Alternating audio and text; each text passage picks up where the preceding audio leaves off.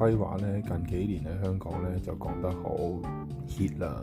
不過咧就好多人都會有個反差，就話我規劃嚟做乜嘢啊？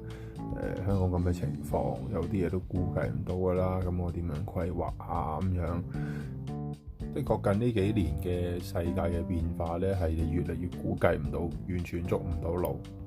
但係咪咁樣就代表唔去計劃，順其自然呢？喺我角度嚟講呢，如果而家規劃你能夠規劃到嘅嘢，咁你未來呢先至可以處理到你無法預期嘅嘢。